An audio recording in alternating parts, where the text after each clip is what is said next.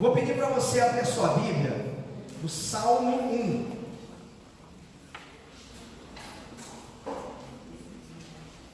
Salmo de número 1.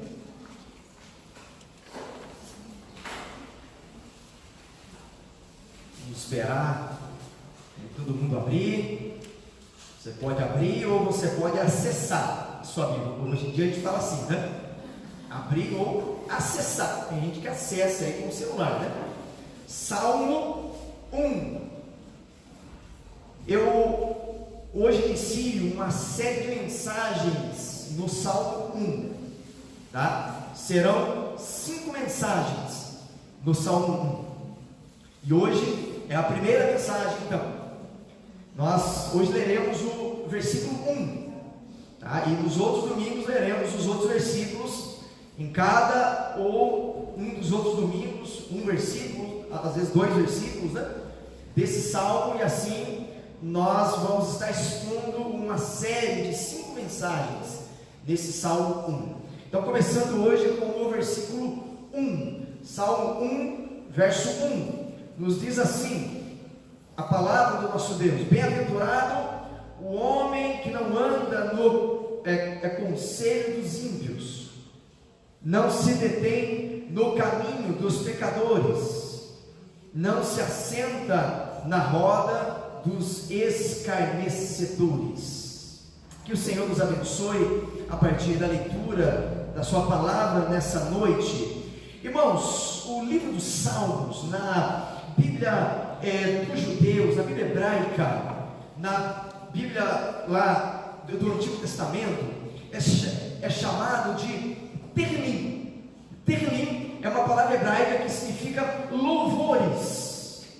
O livro também é chamado, em outras versões da Bíblia hebraica, de Sefer Terlim, ou seja, livro dos louvores.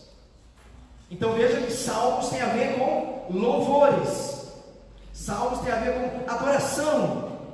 O nome nas nossas Bíblias, Salmos, é um nome que vem de uma tradução grega chamada Septuaginta, que foi uma tradução que os antigos hebreus fizeram da língua hebraica para a língua grega. Essa tradução grega traduziu o título do livro, o nome do livro, como Psalmos.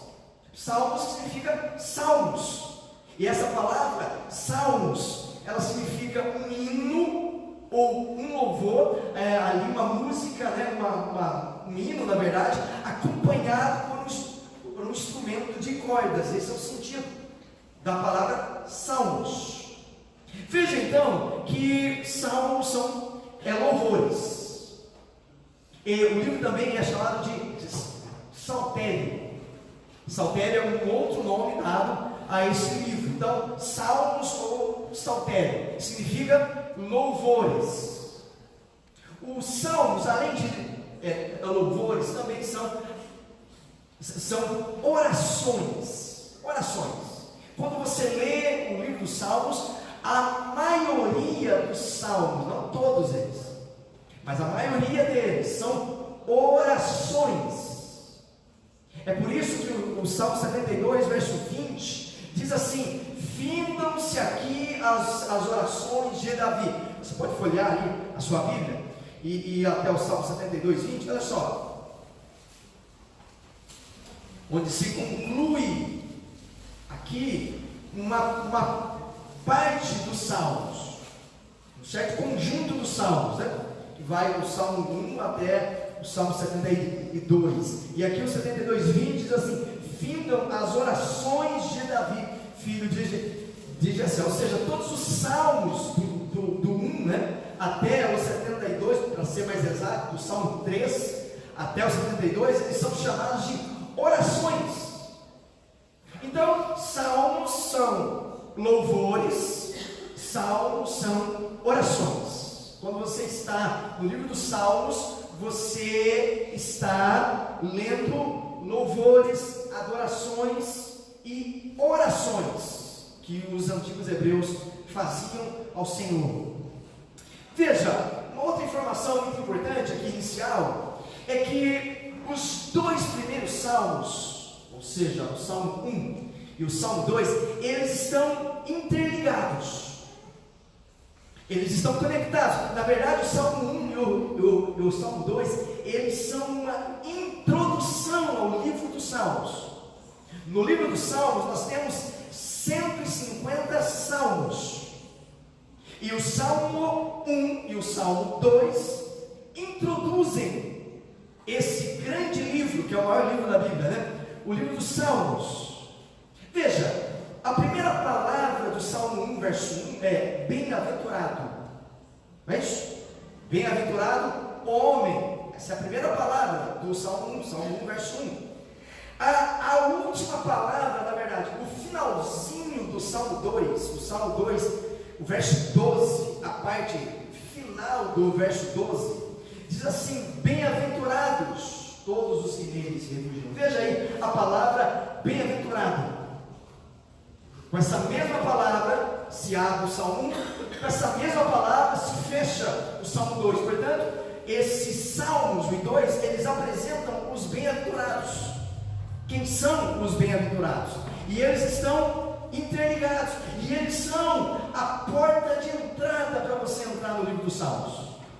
Quando você entra em algum edifício, um prédio como aqui, por exemplo, ou em qualquer outro, você precisa, obviamente, necessariamente, entrar pela porta, claro, né? Pela porta. Você acessa um grande edifício, ou um pequeno edifício, pela porta, ou pelas portas. Da mesma forma, nós podemos dizer que o livro dos Salmos é um grande edifício, com várias salas, com vários departamentos, com vários salmos, né? Vários hinos. E o Salmo 1 e o Salmo 2 juntos, eles são a porta de entrada para todo o livro dos Salmos. Olha só, o Salmo 1 é um salmo de instrução. É um salmo que fala sobre a Torá, ou seja, a lei do Senhor, que é o verso 2, fala sobre isso, né?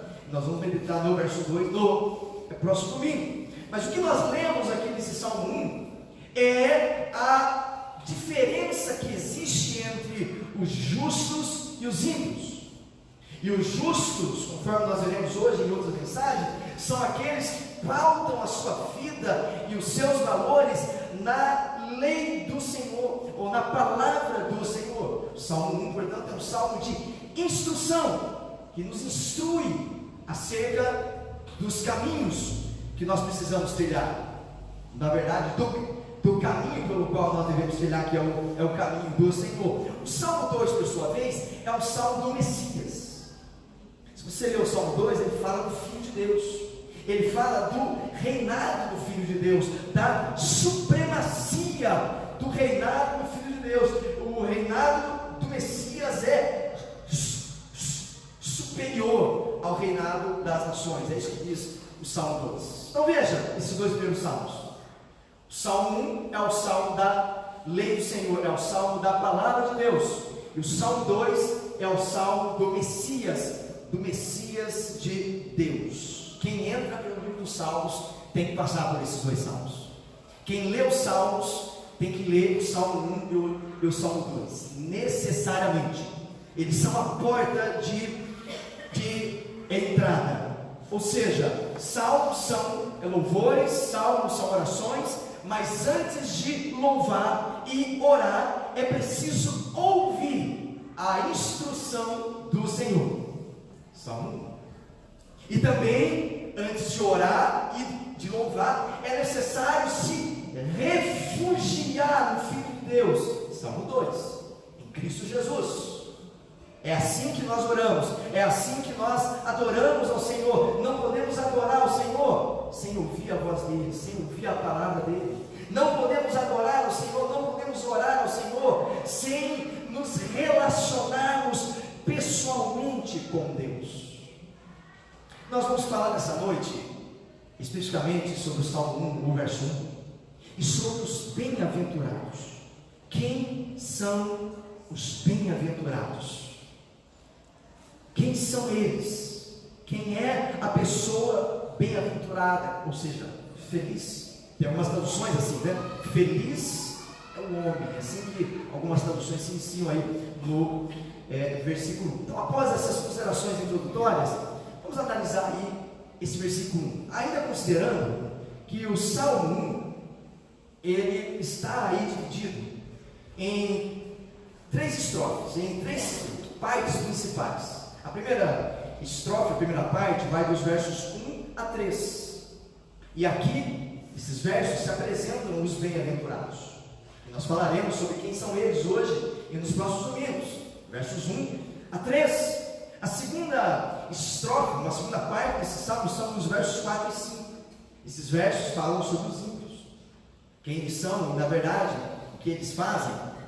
E a última estrofe desse salmo, a última parte, é o versículo 6, que fala do destino final, do justo, e o destino final é dos ímpios. Nós hoje vamos meditar no versículo 1 somente. Quem são então os bem-aventurados? É assim que o verso 1 se inicia. Bem-aventurado o homem. A palavra bem-aventurado, ou a palavra feliz, conforme está em algumas traduções, ela é a tradução de uma palavra grega que tem uma raiz verbal, e essa raiz significa andar. Olha só que coisa curiosa, caminhar. Quem é o bem-aventurado?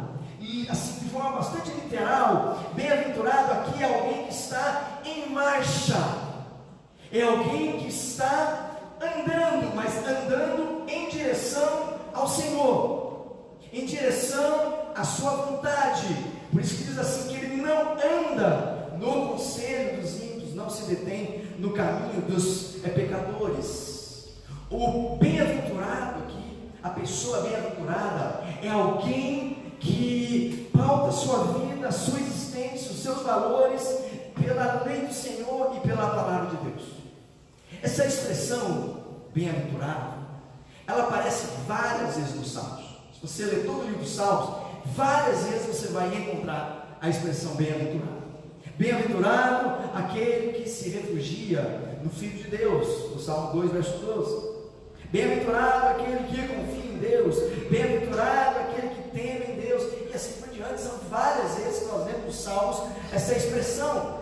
Então, como é possível observar aqui, os bem-aventurados são aqueles que andam nos caminhos de Deus, é aqueles que estão em uma marcha, eles marcham em direção ao Senhor. Veja que a felicidade aqui, ela é apresentada dessa forma. A felicidade é resultado, é consequência, é efeito de um andar com Deus. O bem-aventurado aqui não é alguém que está buscando a felicidade, mas é alguém que está buscando ao Senhor. O feliz não é aquele que faz da felicidade o alvo supremo da sua vida, mas é aquele que faz do Senhor o alvo supremo da sua vida. Você quer ser uma pessoa feliz? Então busque ao Senhor. As pessoas hoje estão buscando a felicidade. Aliás, é um slogan que é muito dito nos dias de hoje: lute pela sua felicidade, não é isso? Não é isso que se diz por aí? Busque, lute. E a ideia então é que a felicidade é o alvo supremo nosso. Parece que a gente está aqui para isso, para buscar a felicidade. Não, a felicidade não é a razão da nossa vida, não é o grande propósito da nossa vida. O grande propósito da nossa vida é andar em direção ao Senhor. E o resultado disso, a consequência, será a felicidade. Veja que a felicidade, então, é resultado das escolhas corretas. E as escolhas corretas são aquelas pautadas, fundamentadas, regidas pela palavra de Deus. Por que tem tanta gente infeliz hoje? Porque fizeram escolhas erradas. A felicidade é resultado de escolhas corretas. Se você se decidir seguir ao Senhor, marchar em direção ao Senhor, fazer a vontade dEle, naturalmente, consequentemente, você será uma pessoa feliz. Mas se você tomar decisões erradas, você vai quebrar a cara, você vai sofrer. Então veja, não procure ser feliz, então. Procure ser uma pessoa santa, e você será feliz.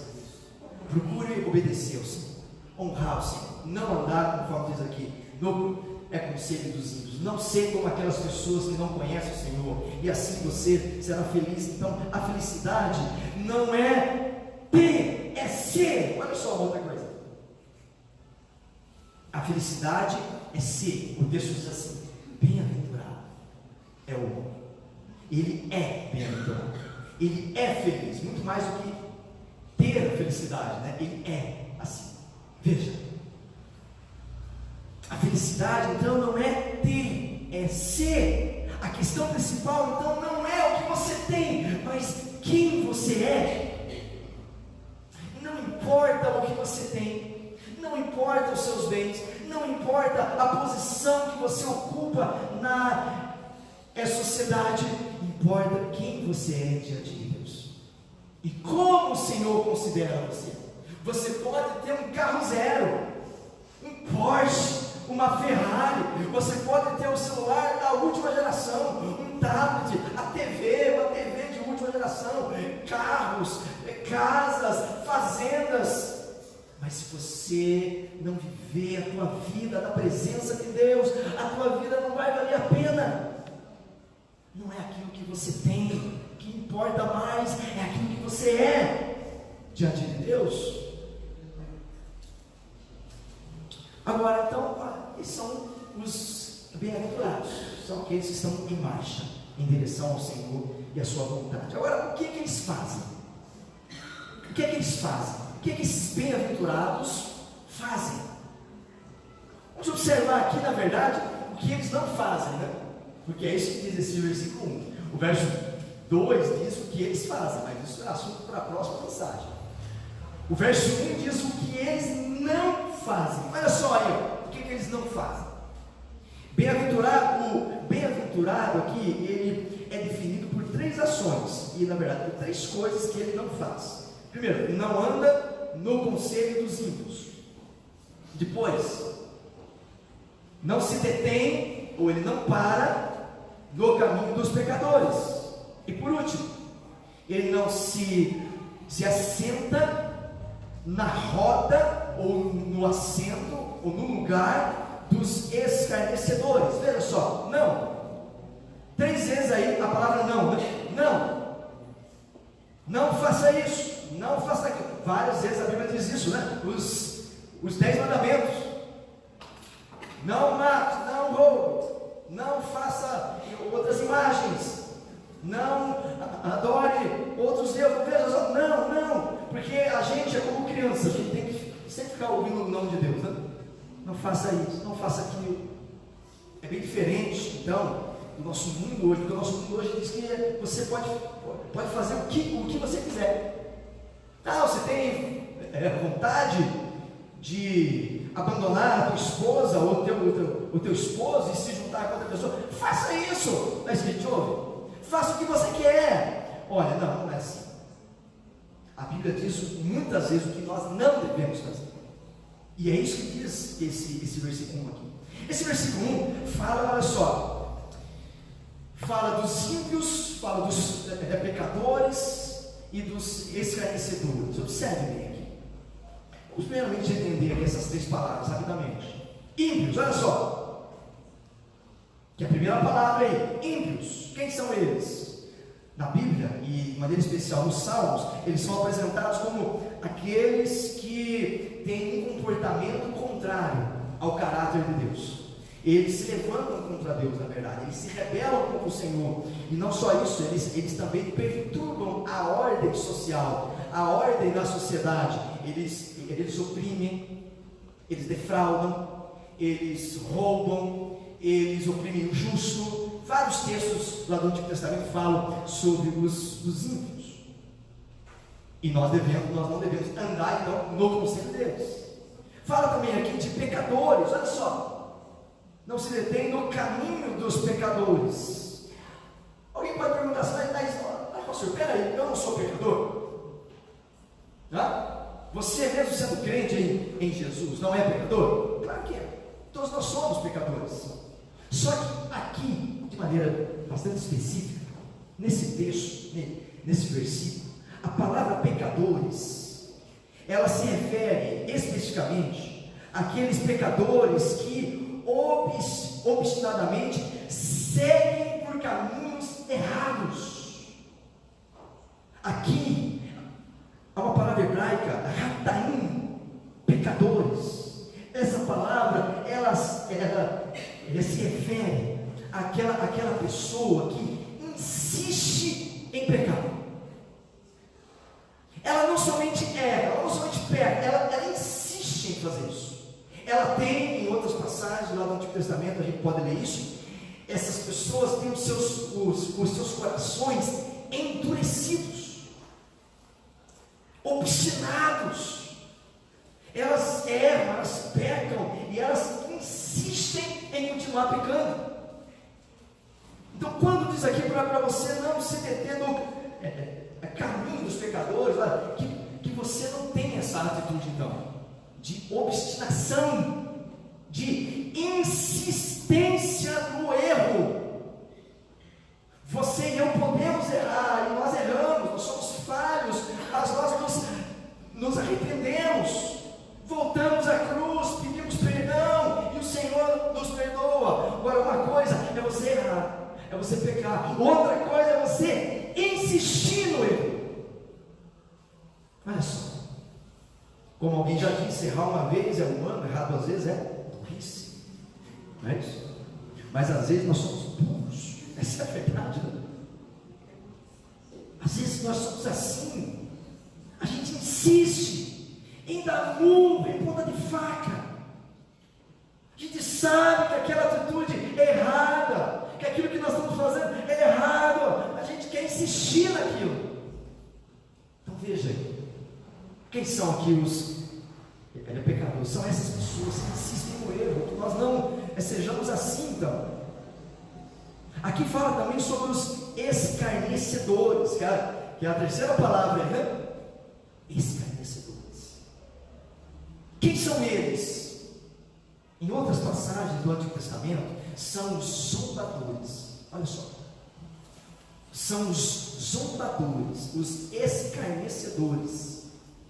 São aqueles que fazem piada da cruz, são aqueles que brincam com Deus, e Deus é fogo consumidor, não é isso? Então não brinque com fogo, não é isso que a gente fala para as crianças?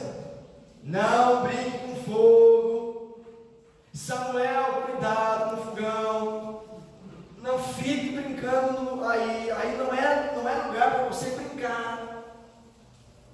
Os escarnecedores, eles brincam com o fogo consumidor, eles fazem piada da fé, eles zombam de Jesus, eles fazem obra de arte com gente pelada, e depois diz que aquilo é arte, né?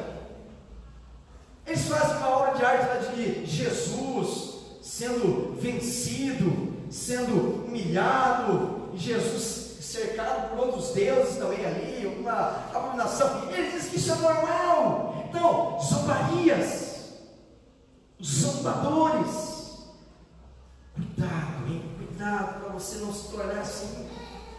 Isso é um alerta para nós, é um alerta para todos nós aqui, para que a gente não seja como eles.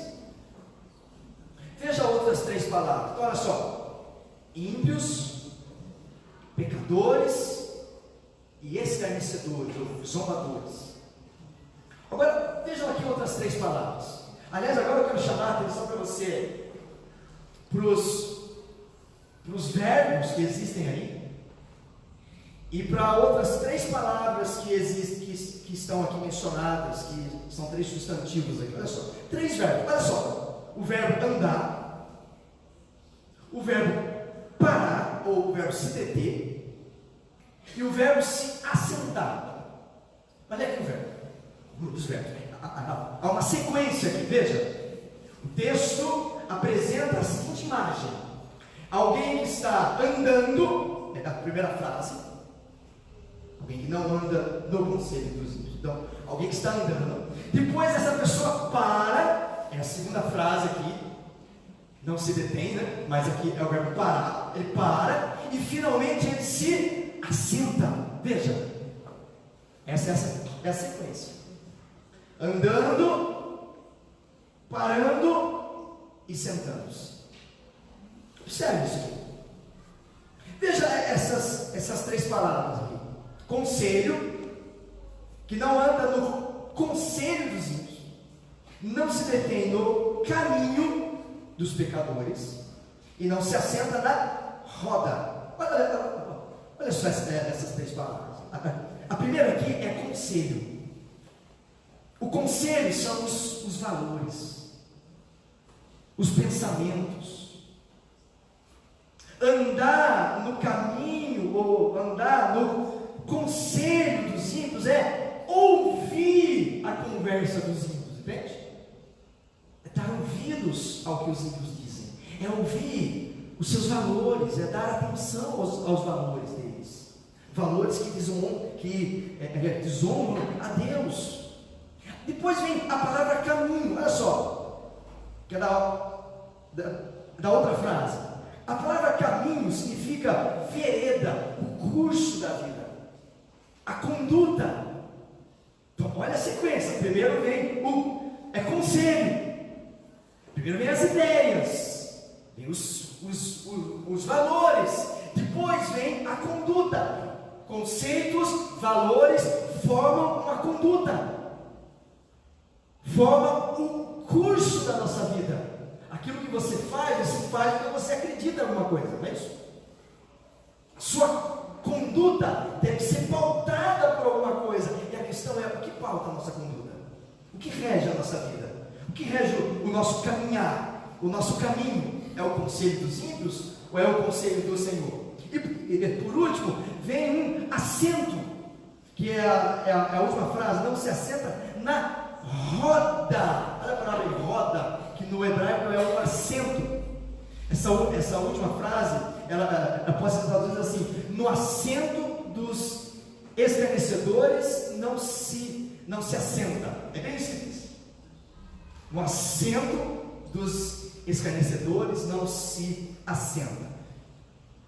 Assento aqui, ou a palavra roda, como está em algumas traduções, dá a ideia de pertencer,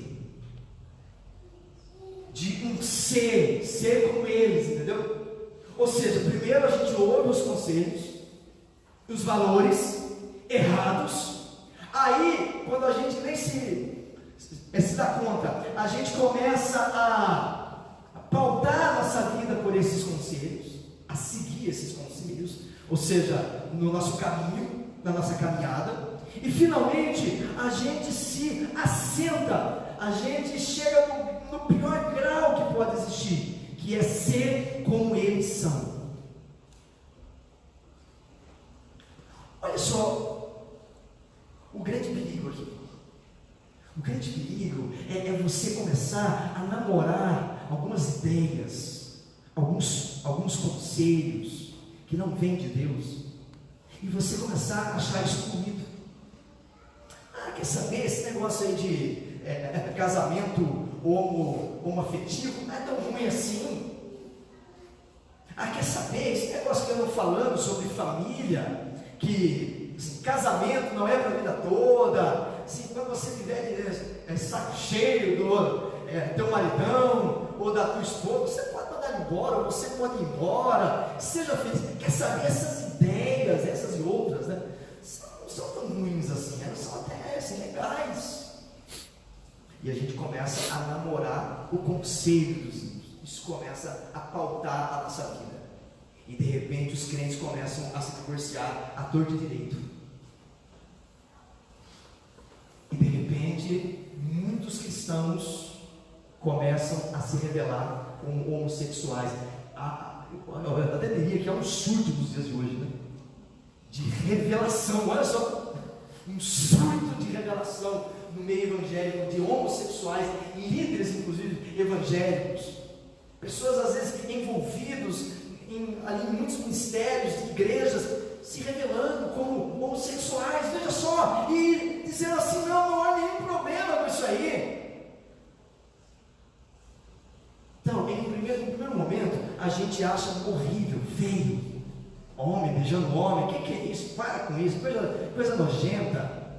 Aí a pessoa vai olhando aqui, vai assistindo filme, vai ouvindo aqui, de repente não é assim tão feio mais, mas fica legal.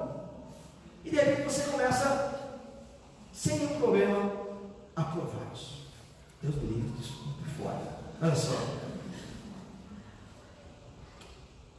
Observe também aqui que nessas 3 frases, você vai percebendo assim, que a coisa vai ficando pior. Primeiro, a pessoa está andando, né? Depois ela para e depois ela se assenta. Ou seja, o homem sem Deus fica cada vez pior. Essa é a verdade.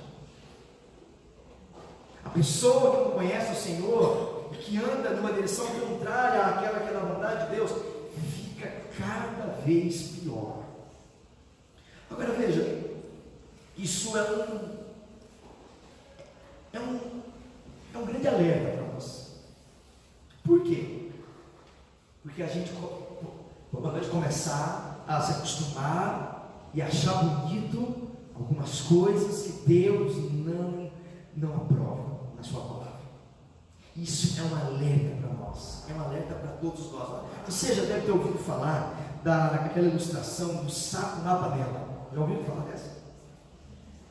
O sapo na panela. Você coloca o sapo ali na panela com água. Água, uma temperatura assim, normal, ambiente, né? Aí você liga o fogo embaixo e a água começa a esquentar. A temperatura da água começa a subir e o sapo ele não pula fora. A água ferve sem o sapo perceber. Quando a água começa a ferver, o sapo tenta pular fora, mas já é tarde. Ele já está ferido por aquela água fervente.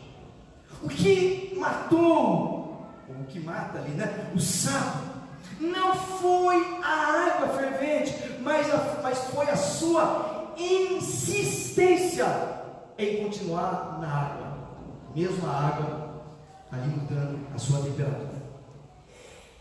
O que o matou não foi a água fervente, mas foi a sua habituação. Ele se habituou, o seu corpo, né? Se habituou com a água, com a temperatura ali subindo, né?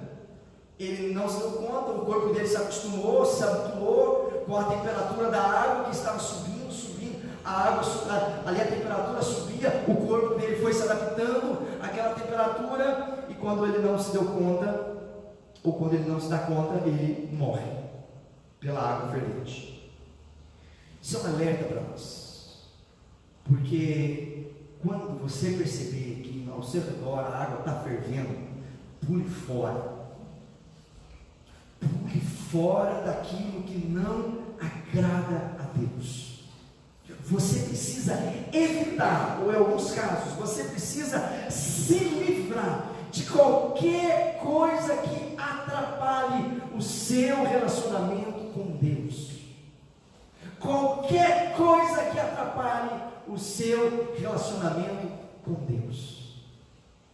Se você é um jovem e você está namorando, ou se você é um noivo e esse relacionamento, esse namoro, ou esse noivado atrapalha o seu relacionamento com Deus, repense.